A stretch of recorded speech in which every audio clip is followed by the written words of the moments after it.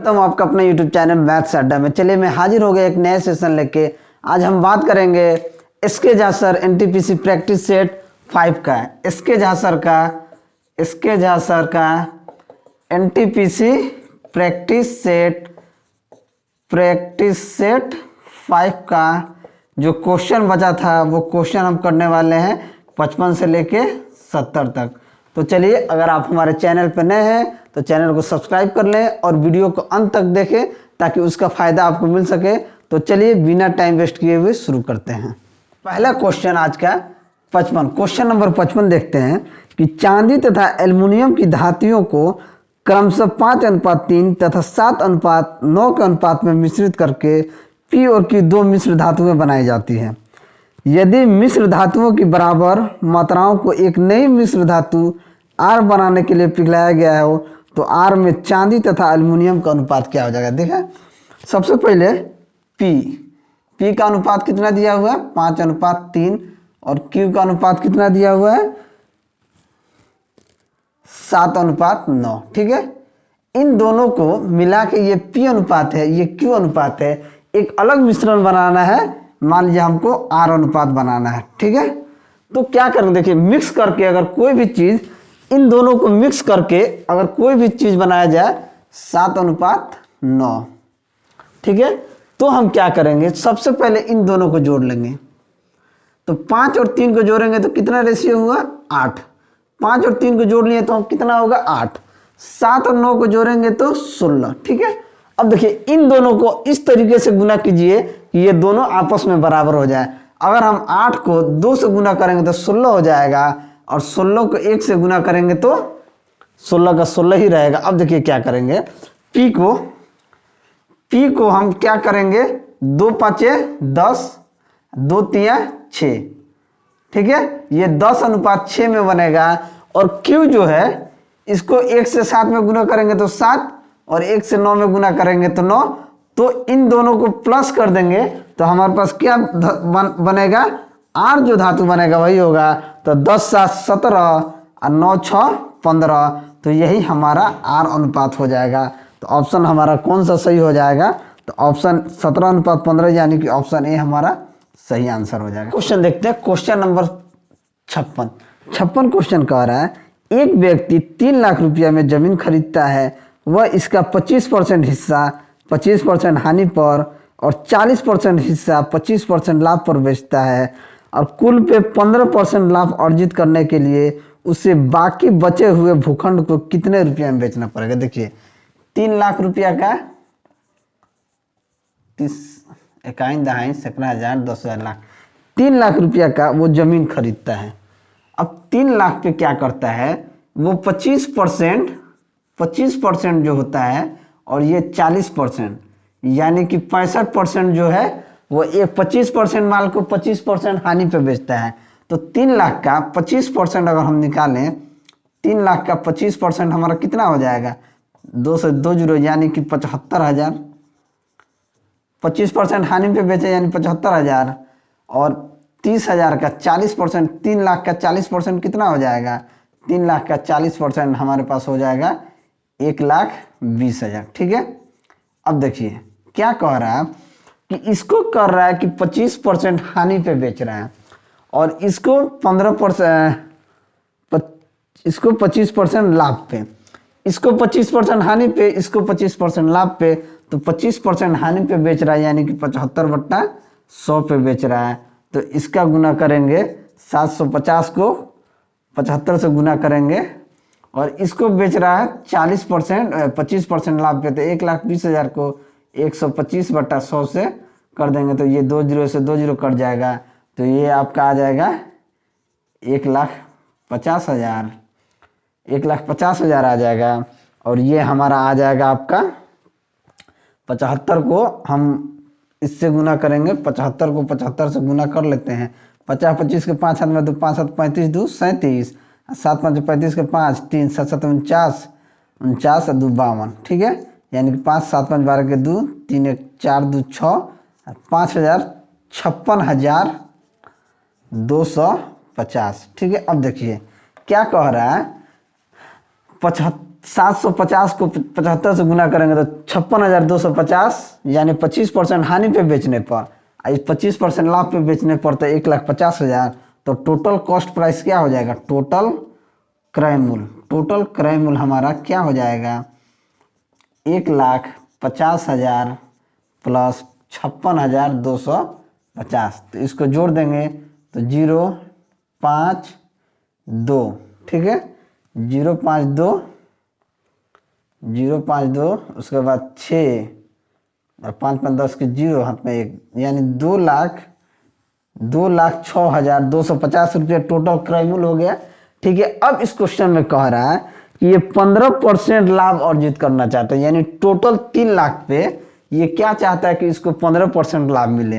तो 3 लाख पे अगर इसको 15% लाभ पे बेचना है तो 115/100 पे बेचना होगा।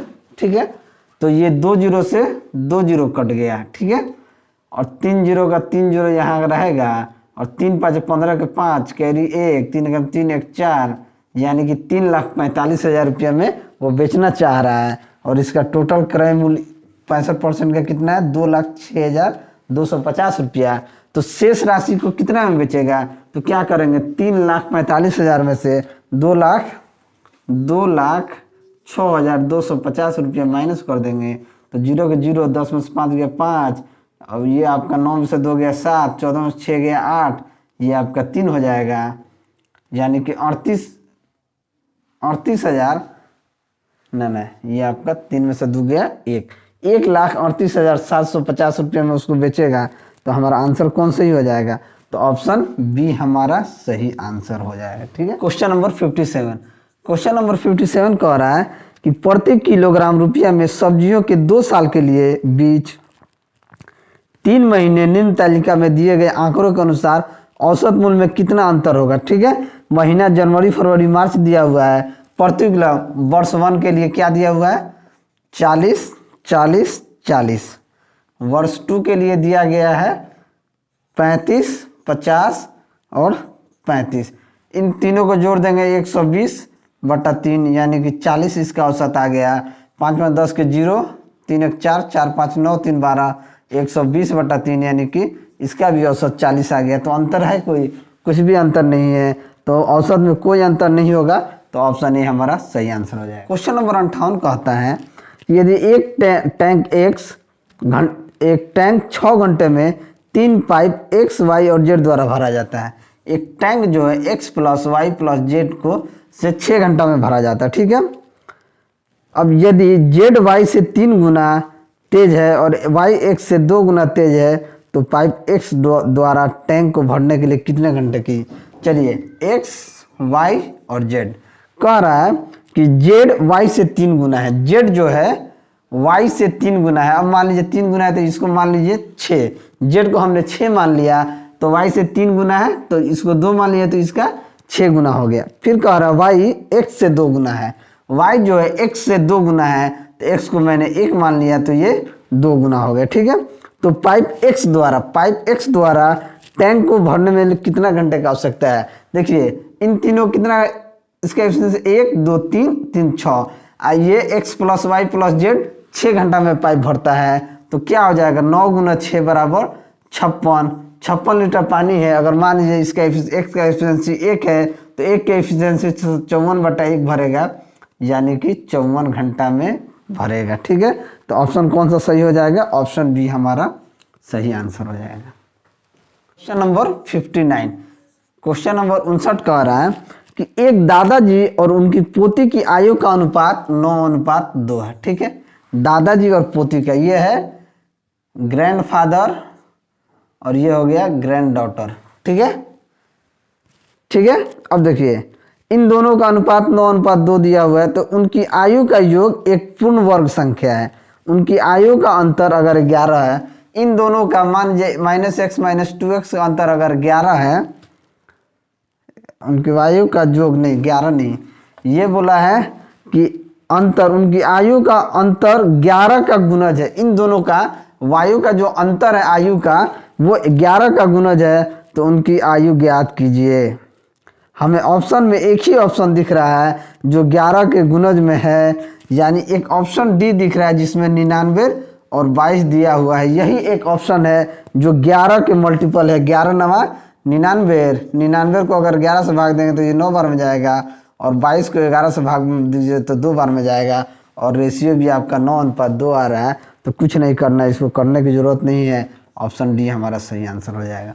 कुछ क्वेश्चन आप ऑप्शन देख के भी कर सकते हैं। आपने क्वेश्चन देखा कि 11 का गुणज एक ही ऑप्शन में है, वो ऑप्शन डी है जो 99 और 22 है, और रेशियो आपका 9:2 भी है, तो 11 का गुणज एक ही ऑप्शन है। 60 कह रहा है कि प्रवणता बराबर -4, यानी m का मान हमारे पास क्या दिया हुआ -4, और y प्रतिच्छेद बराबर 2, यानी y इसको प्रतिच्छेद करता है 2 पे, होने वाली रेखा का समीकरण ज्ञात कीजिए। ठीक है, ये हमको समीकरण ज्ञात करना। मान लीजिए y का मान 2 दिया हुआ है, तो यहाँ पे x 0 हो जाएगा, x y यानी कि x 0 और y का मान 2 दिया हुआ। ठीक है, तो रेखा का समीकरण हमको निकालने के लिए दिया है कि रेखा का समीकरण क्या होगा। तो हम क्या करेंगे, y माइनस y1 बराबर m into x minus x1। ठीक है, देखिए x1 का वैल्यू यहाँ पे क्या दिया हुआ 0 दिया हुआ है, और y1 का वैल्यू हमारे पास 2 दिया हुआ है, तो y माइनस 2 बराबर m का वैल्यू कितना दिया है -4, तो -4 गुना x माइनस 0, x कोऑर्डिनेट का मान नहीं दिया, निर्देशांक का मान नहीं दिया हुआ है, तो y माइनस 2 बराबर -4x। अब 4x को इधर लाएंगे तो ये हो जाएगा 4x प्लस y माइनस 2 बराबर 0। अब हम क्या करेंगे, 4x प्लस y को हम उधर भेज देंगे तो 2 हो जाएगा। ठीक है, अब इसको अगर हम 2 से भाग दें तो ये हो जाएगा 2x प्लस y बटा 2 बराबर 1। यही हमारे पास इक्वेशन आ जाएगा। तो हमारा ऑप्शन कौन सा सही हो जाएगा, तो ऑप्शन बी हमारा सही हो जाएगा, 2x प्लस y बटा 2 बराबर 1। तो ऑप्शन बी हमारा सही आंसर हो जाएगा। नंबर 61 क्वेश्चन कह रहा है कि tan -405 डिग्री का मान क्या होगा। तो tan माइनस को बाहर फेंक दीजिए, tan 405 डिग्री। ठीक है, tan 405 डिग्री को हम लिख सकते हैं tan 360 डिग्री प्लस 45 डिग्री। ठीक है, तो tan 360 डिग्री tan थीटा होता है, तो tan बाहर आ जाएगा तो क्या हो जाएगा tan 45 डिग्री, और हम जानते हैं कि tan 45 डिग्री का tan 45 डिग्री का मान 1 होता है, तो यहाँ क्या हो जाएगा -1 हो जाएगा। तो ऑप्शन हमारा कौन सा सही हो जाएगा, तो ऑप्शन बी हमारा सही है। कि कितने समय में 8750 का साधारण ब्याज 8% की वार्षिक दर से मूलधन का 6/25वां हो जाएगा। हमारे पास अमाउंट दिया हुआ है 8750, रेट दिया हुआ है 8%। ठीक है, कह रहा है कि मूलधन का 6/25वां भाग, प्रिंसिपल का 6/25वां भाग। देखिए, ये होता है प्रिंसिपल, ये होता है इंटरेस्ट। ठीक है, इंटरेस्ट, तो यहाँ से हमारे पास क्या आ जाएगा, इंटरेस्ट और प्रिंसिपल का अमाउंट आ जाएगा। इंटरेस्ट 6 हो जाएगा और प्रिंसिपल कितना हो जाएगा 25 हो जाएगा। हमसे क्या पूछा है, हमसे टाइम पूछा है। ठीक है, तो सिंपल इंटरेस्ट क्या होता है, PRT/100। तो हमको टी निकालना है। अगर हमको टी निकालना है तो क्या हो जाएगा, सिंपल इंटरेस्ट इंटू 100/PR। ठीक है, तो सिंपल इंटरेस्ट हमारे पास कितना दिया हुआ 6, तो 6 गुना 100/25 गुना 8, 25 चौके 100, 4 दूनी 8, 2 3 6। टाइम हमारे पास कितना आ गया, टाइम हमारे पास 3 वर्ष आ गया। तो ऑप्शन कौन सा हमारा सही हो जाएगा, तो ऑप्शन ए हमारा सही आंसर हो जाएगा। चलिए, क्वेश्चन नंबर 63 में कह रहा है 5000 की आबादी वाले एक कस्बे में 3200 लोग चाय पीते हैं। देखिए, चाय पीने वाले लोगों की संख्या कितना है 3200। 2500 लोग कॉफ़ी पीते हैं। ठीक है, तो कॉफ़ी पीने वालों की संख्या क्या है 2500। ठीक है, 1500 लोग चाय और कॉफ़ी दोनों पीते हैं, टी एंड कॉफ़ी पीने वाला कितने हैं 1500 हैं। ठीक है, 1500 लोग हैं, चाय और कॉफ़ी दोनों पीते हैं। उनमें से कितने लोग ना तो चाय पीते हैं और ना ही कॉफ़ी। इस टाइप के प्रश्न को करने के लिए वेन डायग्राम का आप यूज कीजिए, बहुत इजीली तरीके से बनाइएगा। देखिए, ये जो होता है ना, ये भी होगा। ये मान लीजिए हमने इसको टी को ले लिया, ये चाय पीने वाला का सर्कल है, और ये किसका है, ये कॉफ़ी पीने वाले लोगों का सर्कल है। ठीक है, टोटल कितने लोग हैं, टोटल 5000 लोग हैं। ठीक है, अब देखिए इस क्वेश्चन में कह रहा है कि चाय और कॉफ़ी पीने वाले कितने हैं, 1500। तो ये जो होता है ना, ये दोनों पीने वाले, चाय भी पीने वाले हैं, कॉफ़ी भी पीने वाले हैं। तो 1500 लोग चाय और कॉफ़ी दोनों पीते हैं। जब 1500 लोग चाय और कॉफ़ी दोनों पीते हैं तो चाय पीने वालों की संख्या कितनी हो जाएगी, चाय पीने वालों की संख्या की टोटल संख्या 3200 है। इसका मतलब है कि 1700 लोग चाय पीते होंगे। ठीक है, सिर्फ चाय पीते होंगे। और कॉफ़ी पीने वालों की संख्या 2500 है, तो इसका मतलब है कि कॉफ़ी पीने वाले संख्या कितने बच गए, 1000 बच गए। तो ये चाय पीने वाले संख्या कितना हो गया, 1700। सिर्फ चाय पीने वाले की बात करेगा तो 1700, सिर्फ कॉफ़ी पीने वालों की संख्या बात करेगा तो 1000, और चाय कॉफ़ी दोनों पीने वाले 1500 हो गए। तो हमसे क्वेश्चन में क्या पूछा है कि कितने लोग होंगे जो ना तो चाय पीते हैं और नहीं कॉफ़ी। तो चाय कॉफ़ी और दोनों पीने वाले संख्या को जोड़ लीजिए। तो चाय और कॉफ़ी नहीं पीने वाला की संख्या के निकालने के लिए क्या करेंगे, 5000 टोटल संख्या में से 1700 प्लस 1500 माइनस 1000 कर देंगे। तो ये क्या हो जाएगा, 5000 माइनस 1700 और 1500 3200 और 4200, यानी कि 4200 में से माइनस कर देंगे तो 5000 माइनस 4200 कितना आ जाएगा, 800 लोग ऐसे हैं जो कुछ भी नहीं पीते हैं। तो कुछ भी नहीं पीने वाले संख्या क्या होंगे, 800। तो ऑप्शन ए हमारा सही आंसर। यानी 64 क्वेश्चन कह रहा है कि दो संख्याओं का लघुत्तम समवर्तक 78 है। एलसीएम दो संख्याओं का 78 दिया हुआ है। ठीक है, और इन संख्याओं का अनुपात दिया हुआ है 2:3। तो उनका योगफल ज्ञात कर, इन दोनों का योगफल ज्ञात करना है। देखिए एलसीएम 78 दिया हुआ है, तो मान लीजिए वो संख्या 2x है और 3x है। तो 2x और 3x का एलसीएम 78 है। तो 2 और 3x का एलसीएम कितना हो जाएगा, 6x। तो 6x बराबर 78 है। तो x का मान क्या हो जाएगा, 78/6 यानी कि 13। ठीक है, अब पूछ रहा है कि इन दोनों का योग का संख्या क्या हो जाएगा। तो 2x प्लस 3x करेंगे 5x हो जाएगा, और x का मान हमारे पास 13 है। तो 5 गुना 13 बराबर 65 हमारा आंसर हो जाएगा। तो हमारा ऑप्शन कौन सा सही हो जाएगा, ऑप्शन सी हमारा सही हो जाएगा। सेट कह रहा है कि एक बंटन का माध्य 18 है। माध्य क्या दिया हुआ है, बंटन का माध्य 18 है। मानक विचलन जो है, मानक विचलन दिया हुआ है 4.5। ठीक है, और हमसे पूछ रहा है विचरण गुणांक, विचरण गुणांक क्या होगा। ठीक है, विचरण गुणांक हमसे पूछ रहा है। तो देखिए विचरण गुणांक क्या होता है, ये होता है मानक विचलन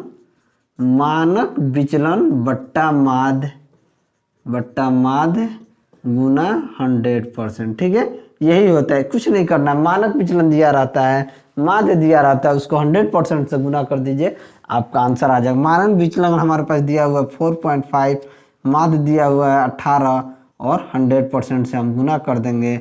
ठीक है, देखिए 3 छक 18, 3 पाँचे 15। ठीक है, 3 दूनी 6, 3 पाँचे 15, 0.5। 2 से 100 कटेगा 50 बार में, ये हो जाएगा 25, यानी कि 25% हमारा आंसर हो गया। तो ऑप्शन कौन सा सही हो जाएगा, ऑप्शन बी हमारा सही आंसर हो जाएगा।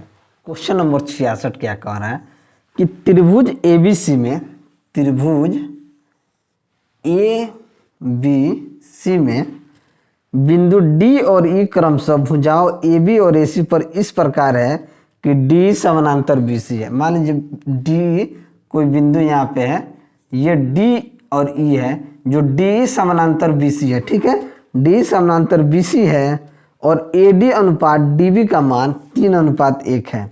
AD का मान 3 है, और DB का मान 1 दिया हुआ। ठीक है, और यदि EA का मान 3.3 सेंटीमीटर, EA का मान 3.3 सेंटीमीटर है, तो AC का मान ज्ञात कीजिए। यहाँ से यहाँ तक ये थेल्स प्रमेय है, ये थेल्स प्रमेय है, थेल्स प्रमेय पे आधारित है। तो क्या कर देंगे, AD बट्टा DB बराबर AE बट्टा EC।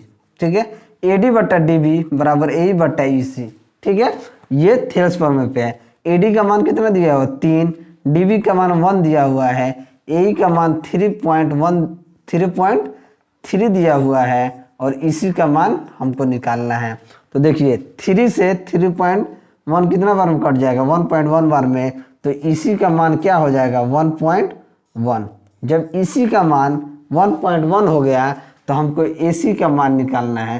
तो एसी का मान निकालेंगे कैसे, तो ये करेंगे ए प्लस ई सी। ए का मान हमारे पास ऑलरेडी दिया हुआ है 3.3 और इसी का मान आ गया 1.1 जोड़ देंगे तो ये आ जाएगा 4. इसी का मान 4.4 हो जाएगा। तो ऑप्शन कौन सा सही आंसर हो जाएगा, ऑप्शन सी हमारा सही आंसर हो जाएगा। क्वेश्चन है 67 यानी 67 नंबर कि दिए गए प्रश्न को ध्यान पूर्वक पढ़ें और बताएं कि इसका उत्तर देने के लिए निम्नलिखित कथनों में से कौन सा पर्याप्त है। क्या x-5 सम संख्या है, x एक वास्तविक संख्या है। कथन कह रहा है कि x-15 एक पूर्णांक है, x-10 एक विषम पूर्णांक है। ठीक है, x-5 सम संख्या है, x-5 सम संख्या है। ठीक है, सम संख्या है, ये कह रहा है क्वेश्चन में। ठीक है, और कह रहा है कि x एक वास्तविक संख्या है, x एक वास्तविक संख्या है।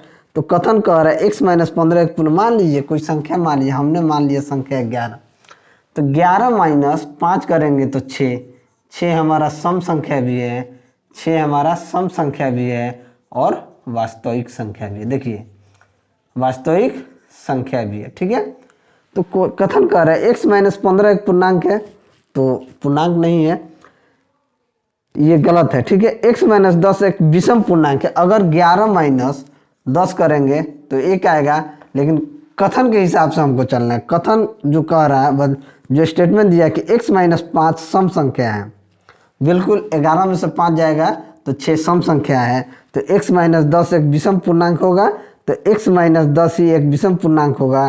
तो केवल कथन दो ही पर्याप्त है।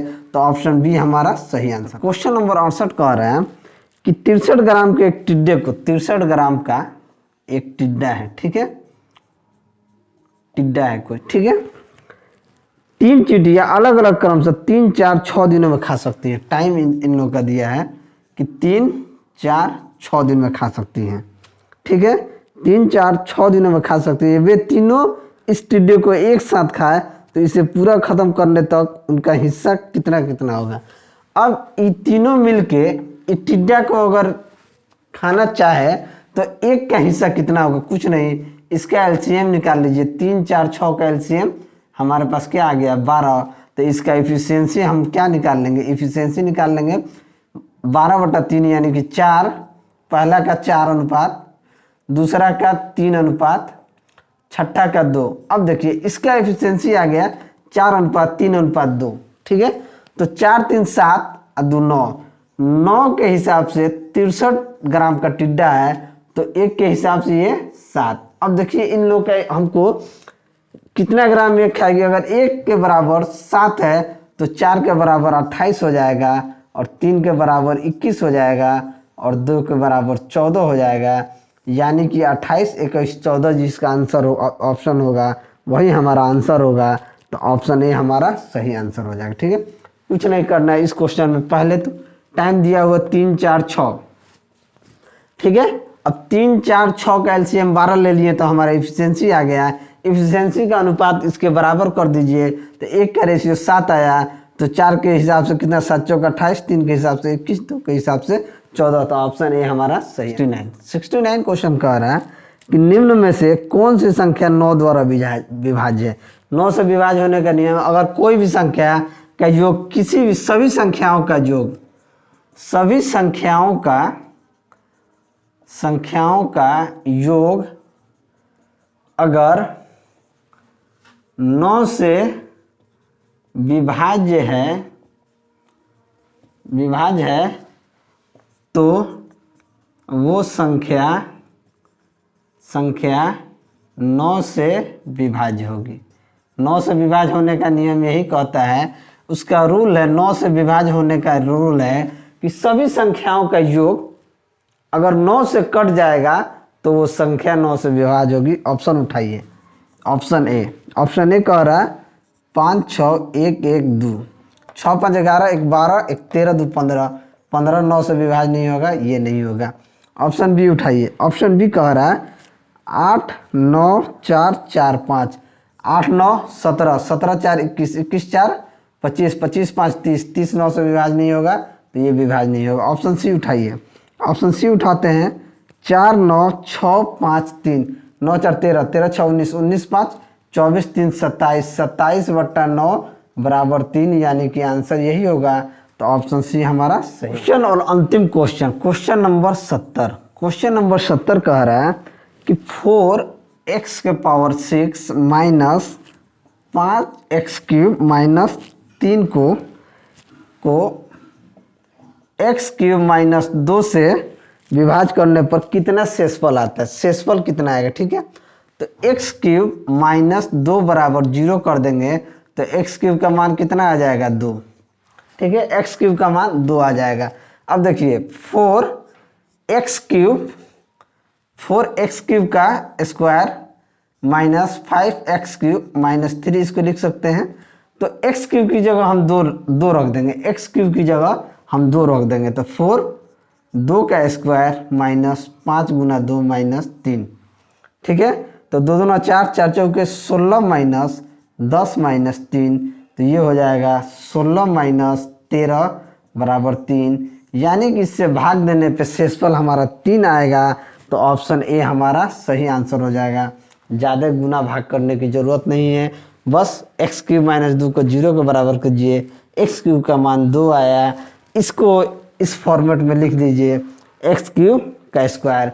ये क्यों x³ का स्क्वायर सही होगा, a के पावर n क्या होता है, a के पावर m इंटू n होता है, ठीक है। तो आप इस तरीके से भी कर सकते हैं। तो शेषफल आपका 3 आ गया, तो ऑप्शन ए हमारा सही आंसर। चलिए, अगर हमारा वीडियो आपको अच्छा लगा तो वीडियो को लाइक करें, दोस्तों में शेयर करें। अगर आप हमारे चैनल पर नए हैं तो चैनल को सब्सक्राइब करें। मैं ऐसे ही वीडियो लेके आपके सामने हाजिर होता रहूँगा। चलिए मिलते हैं अगले वीडियो में, तब तक के लिए जय हिंद।